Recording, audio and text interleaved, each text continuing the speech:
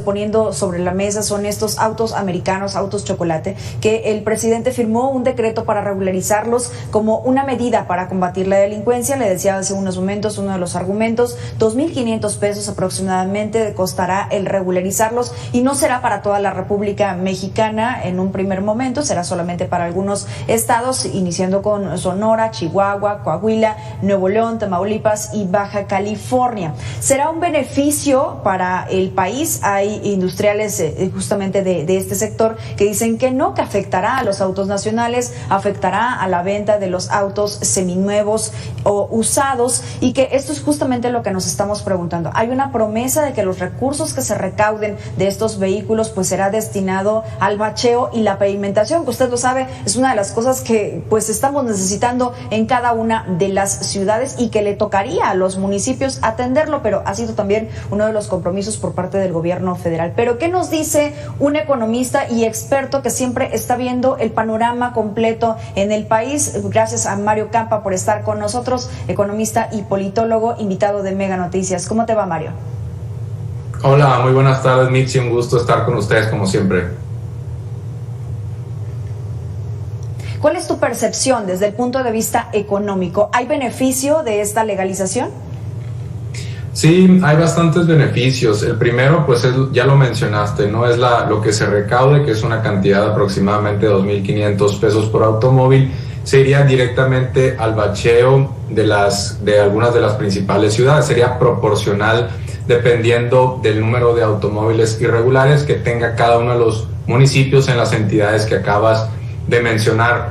Hay otros beneficios, quizá no tan obvios para quien no vive en la franja fronteriza, pero que aquí desde donde yo hablo, que es Sonora, son muy importantes, ¿no? El tema de la seguridad, y es un tema dual de seguridad. Por un lado está la seguridad vial.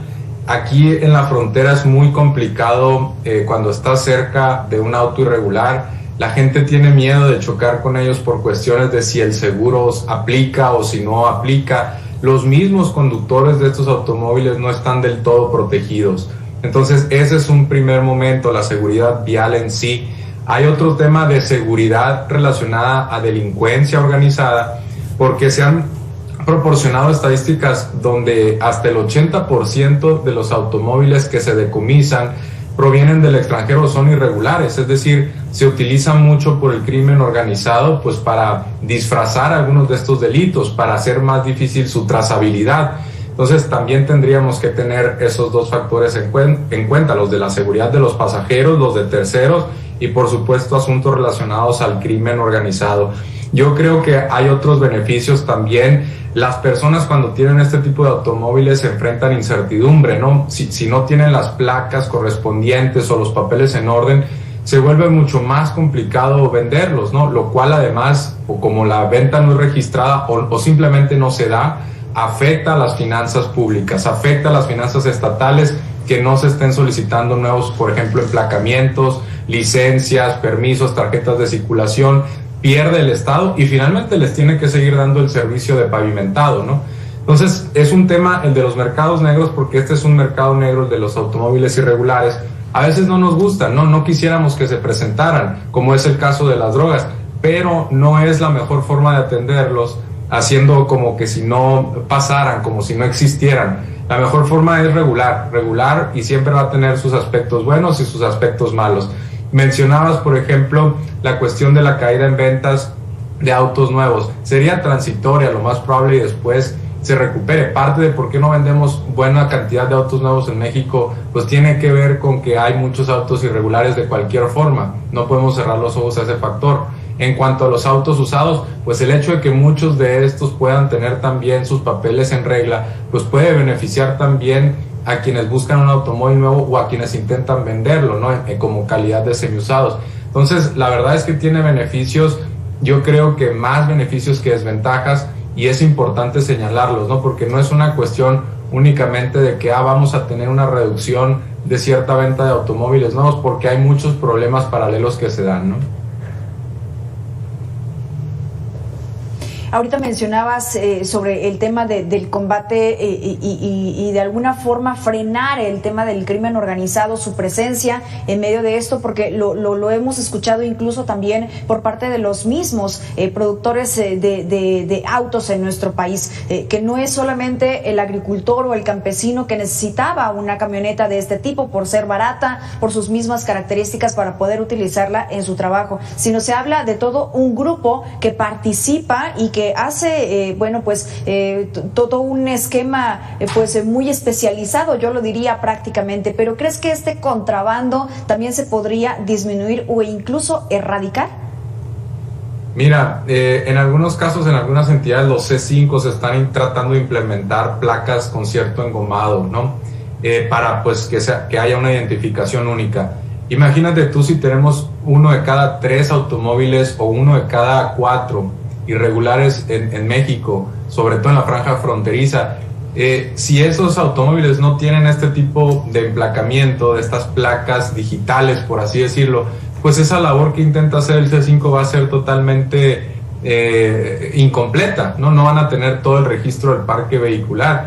Entonces, ahí también, desde el punto de vista de seguridad, si no podemos integrar a estos automóviles al mercado formal, digamos, a la regularidad, a la regularización, pues no únicamente es como si estuvieran en la sombra, donde no podemos detectarlos, donde no tenemos buenos registros, sino que si se presenta algún tipo de eventualidad, que haya que leer, por ejemplo, la placa a partir de alguna cámara del C5, pues no lo vamos a poder hacer porque tienen una placa de este tipo de asociaciones civiles que pues francamente no cumplen con los criterios ni de legalidad ni tampoco digitales que nos van a llevar hacia un mejor registro, ¿no? Entonces, también desde ese punto de vista, hasta donde estamos avanzando en cuestiones de seguridad, tampoco sería una especie de obstáculo si no logramos que se regularicen, ¿no?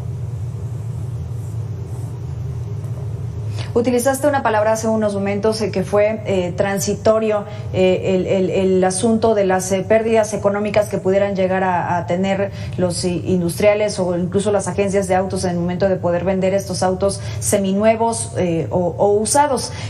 ¿Podría también ser un impulso para estos mismos distribuidores a mejorar sus precios a los clientes que somos todos nosotros? Sí, por supuesto. Bueno, hay que pensar también que las distribuidoras se pueden beneficiar de que haya mejores avenidas, porque no únicamente vamos a tener el pago único de 2.500 pesos por automóvil irregular, sino que, insisto, podríamos tener más recursos por captación de emplacamientos, de licencias, de tarjetas de circulación, de tenencia, y esto, por supuesto, a la medida que se inyecte, digamos, a las calles, pues hace más atractivo también tener automóvil nuevo, ¿no? Y por supuesto, a medida que tú tengas más seguridad vial de que no vas a chocar contra uno de estos automóviles que no son regulares o no están regularizados, pues también vas a tener quizá un seguro más barato, ¿no? Vas a tener probablemente algunos beneficios que no son tan directos. Y por supuesto, el hecho de que haya un poquito más de competencia para alguna de estas agencias impacta a millones de consumidores, porque a veces tendemos a concentrarnos en las empresas y no en los consumidores. Si los consumidores recibimos también un precio un poco más económico por los bienes que compramos, en promedio ahorramos un poquito y esos ahorros se van a ir a otras cuestiones o incluso a un segundo automóvil o a gasolina o a seguros. Entonces también el mercado se puede hacer un poquito más grande, ¿no? Ahora, parte de por qué no tenemos o por qué tenemos muchos automóviles irregulares en México tiene que ver mucho con que no tenemos todavía un transporte público digno, ¿no? ¿Por qué? La mayoría de las personas que tienen un automóvil irregular, sobre todo en los que se están pensando regularizar, que algunos mencionan que se va a establecer, por ejemplo, que sea a partir del 2012 hacia abajo la tenencia de los vehículos, el hecho de que muchas personas no puedan comprar un automóvil regular o legal, pues entonces hace y al no tener alternativas en el transporte público, pues que entonces se tengan que seguir utilizando este tipo de automóviles, ¿no? Entonces yo creo que también hay que reconocer que muchas personas no pueden comprar un auto nuevo y que este tipo de medidas pues ayudan un poquito a la economía familiar y a los hogares, ¿no? Sí, sí, sobre todo esta situación. A ver, Mario, hemos platicado con varios integrantes de estas asociaciones, de estas diferentes asociaciones que hay en nuestro país, y uno de ellos, que en este caso es José Guillermo Sosoya, presidente de la Asociación Mexicana de la Industria Automotriz, él lo calificaba como un premio a quienes están fuera de la ley. Si me lo permites, vamos a escucharlo y me das tus impresiones. ¿Qué opinas? Bueno, este tipo de argumentos lo escuchamos mucho también en el debate sobre la migración, ¿no? ¿Por qué vamos a regularizar a los migrantes si estamos entonces, digamos, premiándolos por haber cruzado la frontera? Y entonces tenemos un escenario peor porque no hacemos nada, ¿no? Y claramente las personas no se saltan la frontera pensando en que en algún momento se les va a regularizar, lo hacen porque no tienen otra alternativa, porque tienen a sus familiares y los quieren ver ya. Las personas que se van por este tipo de automóviles lo hacen porque no tienen capacidad de sacar un crédito. Muchos de ellos no tienen posibilidades de demostrar la solvencia económica que les permita ir a una agencia a sacar un automóvil nuevo. Y si nos vamos yendo uno por uno de cada de estas personas que enfrenta un montón de dificultades para poner su vida medianamente en regla en cuestiones económicas, pues entonces si cada uno de estos mercados le está extrayendo mucho al consumidor porque no hay alternativas y los precios son muy elevados, pues tenemos un mercado muy fragmentado entre, digamos, que tenemos una clase media muy delgada, y si tenemos una clase media muy delgada, precisamente hay menos gente que va a ser capaz de comprar automóviles nuevos, casas nuevas, lavadoras nuevas y este tipo de mercancías un poquito más, digamos, manufacturadas o relacionadas a la industria. En México tenemos un mercado interno muy débil y en parte se debe a que hemos ido pues relajándonos en cuestiones de regulación, a que abandonamos cuestiones del salario mínimo, a que hemos permitido concentración en ciertas industrias. Entonces todo esto se tiene que ir atendiendo poco a poco, pero no lo vamos a solucionar simplemente porque cerremos los ojos ante los automóviles irregulares, ¿no? Sí, hacer como que no existe, como que no están ingresando de todas formas a nuestro país. Ahora, ya para concluir contigo en esta charla que tenemos en esta tarde, ¿sería también pues de ingresar recursos federales a nuestro país? Perdón, ¿en qué sentido? Sí, es decir, regularizarlos, que paguen estos permisos de manera adecuada, que se vayan a las arcas federales, independientemente si es utilizado sí o no en el tema de la pavimentación y el bacheo. Al final de cuentas, pues es un pago también a nuestro país que pudiera, a través de los permisos, a través de los seguros, a través, en fin, de la demás regularización que debe de haber en nuestro país. Sí, bueno, la forma en que probablemente funciona este mecanismo es que los 2.500 pesos que se soliciten por automóvil, que ojo, van a ser un segmento de estos autos irregulares, se van a ir a través probablemente de recurso etiquetado. Es probable que a través de aportaciones de la federación a los estados y a su vez a los municipios, dependiendo del porcentaje de automóviles irregulares que hay en cada uno de ellos.